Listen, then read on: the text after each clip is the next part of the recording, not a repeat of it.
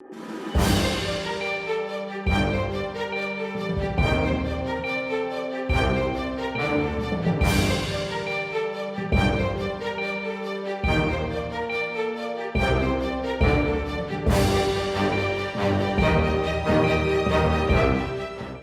et messieurs, bonsoir et bienvenue dans ce mini-JT du lundi 30 décembre 2024. Le sommet.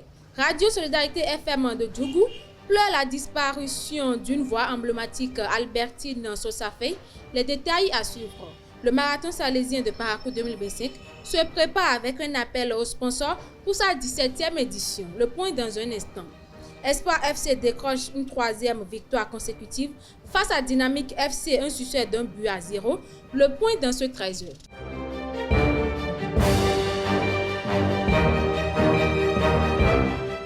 À nouveau, bonsoir, chers internautes. Albertine Sosafey, animatrice phare de Radio Solidarité FM et figure incontournable de la langue lopa, est morte le samedi 28 décembre 2024. Connue pour son engagement culturel et sa voix unique, elle laisse un vide immense auprès de ses auditeurs et collègues. Nos pensées vont à sa famille biologique et à sa famille professionnelle en ces moments difficiles. Nos condoléances les plus sincères à toutes et à tous. Le marathon salésien de Parakou prévu en février 2025 est un événement qui réunira des centaines de participants et de spectateurs.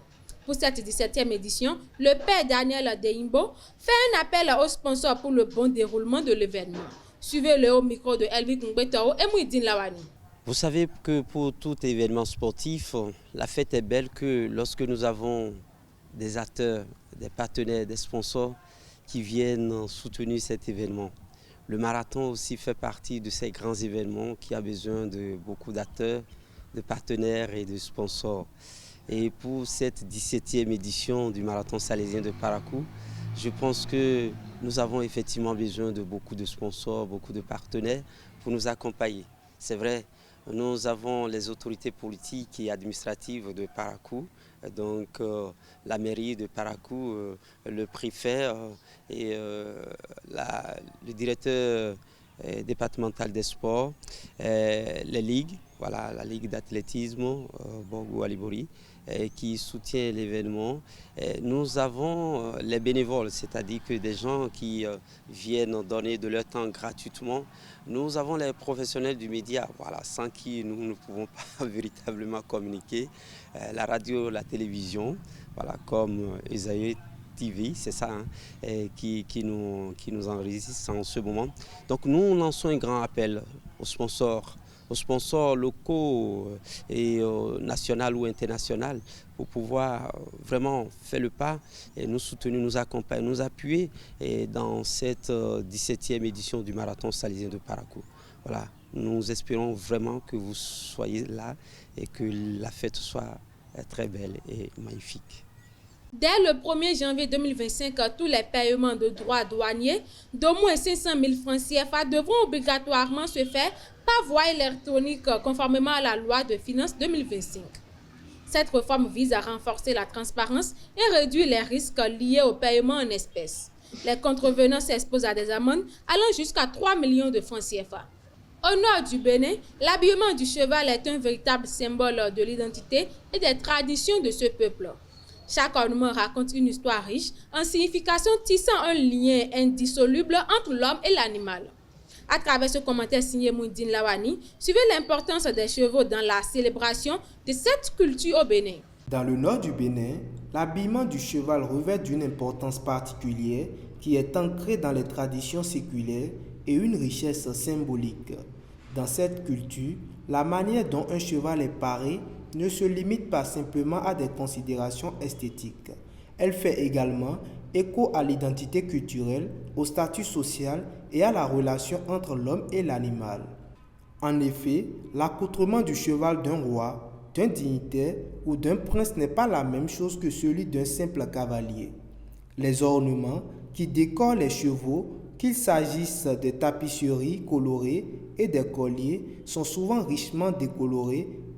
Les ornements qui décorent les chevaux, qu'il s'agisse de tapisseries colorées et des colliers, sont souvent richement décorés et peuvent refléter l'artisanat local, les croyances et les rites. Chaque pièce d'habillement peut raconter une histoire ou symboliser un événement particulier, renforçant ainsi le lien entre la communauté et ses traditions. De plus, lors des cérémonies ou des fêtes, l'apparence des chevaux revêt un rôle central témoignant du respect et de l'honneur accordé à ces animaux, qui souvent considérés comme des partenaires précieux dans les activités quotidiennes et rituelles. L'attention portée à l'habillement des chevaux souligne également des valeurs telles que l'esthétique, le soin et la préservation des traditions. Ainsi, l'habillement du cheval dans le septentrion n'est pas seulement une question de présentation, c'est une expression culturelle profonde qui lie l'homme, l'animal et la communauté, tout en célébrant l'héritage et l'identité des peuples qui y vivent. Faisons maintenant un tour dans le monde. Un avion de la compagnie Jeju Air s'est écrasé le 29 décembre 2024 à l'aéroport de Muan, faisant 179 morts et 2 survivantes. L'accident lié à un dysfonctionnement du train d'atterrissage et à une collision avec des oiseaux est la pire catastrophe aérienne récente du pays. Une enquête approfondie est en cours, tandis qu'une semaine de deuil national a été décrétée. Aux États-Unis, le ministère américain du Logement rapporte une augmentation de 18% des sans-abri en 2024, atteignant plus de 770 000 personnes. Ce phénomène s'explique par des facteurs tels que le manque de logements abordables, l'inflation et des catastrophes naturelles. Parmi les plus touchés figurent les familles et les enfants avec des disparités raciales marquées. Espoir pour boucler ce mini-JT, pour le compte de la 14e journée de la Ligue Pro Zone Nord, Béké FC à domicile a battu Real Sport de Savès 2-0. Une victoire importante pour cette formation de Bembereke qui rejoue pour la première fois cette saison sur son installation après la sanction. Dans cet élément signé Moudine Lawani, suivez la réaction du coach de Béké FC après cette victoire de son équipe. Bon, c'est un ouf de soulagement puisque nous revenons de très loin. Après notre sanction qui nous a privés de notre terrain, donc les matchs à l'extérieur n'ont pas été faciles pour nous. Donc nous sommes revenus sur notre installation. Donc il nous fallait coûte que coûte reprendre les habitudes gagnées. Voilà, donc l'essentiel a été fait.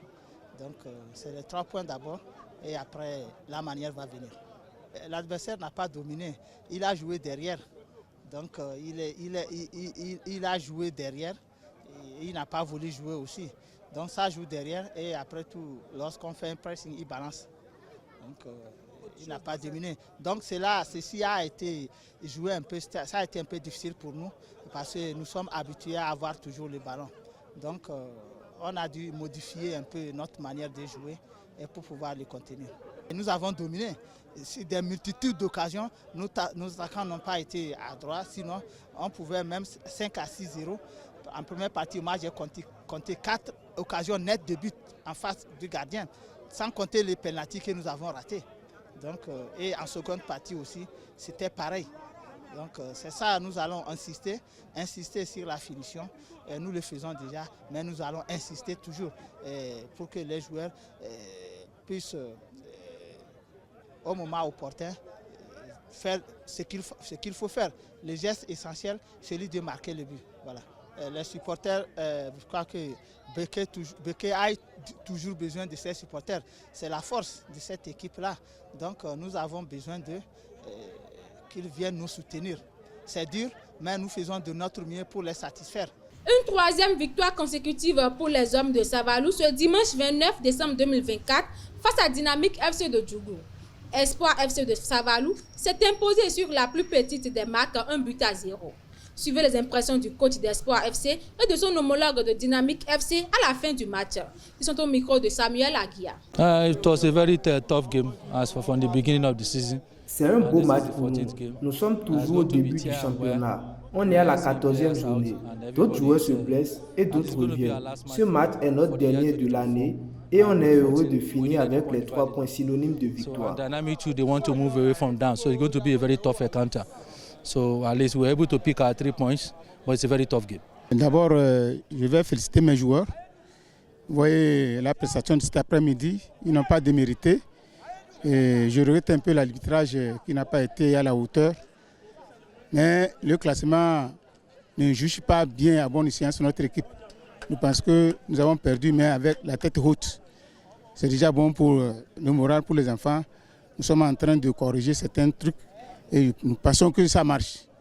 Face à Espoir qui est devant nous, on a obtenu un match nul, normalement, mais grâce à l'arbitrage qui n'a pas été ce que ça devait être, on a perdu ce match. C'est un peu dommage. Je n'ai pas l'habitude de critiquer l'arbitrage, mais cet après-midi, sincèrement, je leur laisse avec leur confiance. Oui, ce sera à domicile, on est là, on va jongler jusqu'à finir l'aller et voir comment on va refaire l'équipe. L'équipe n'est pas mal, physiquement, techniquement ils sont bons, mais tactiquement il manque certaine maturité des attaquants. Vous avez vu, ce n'est pas les occasions qui ont manqué, mais on n'a pas pu les concrétiser, c'est un peu dommage. Mais pendant le mercato, on va voir comment on peut renforcer notre attaque et revoir également les lacunes au niveau de la défense. C'est tout pour ce mini JT. Merci de nous avoir suivis. L'information continue sur Zaï Télévision. À très bientôt.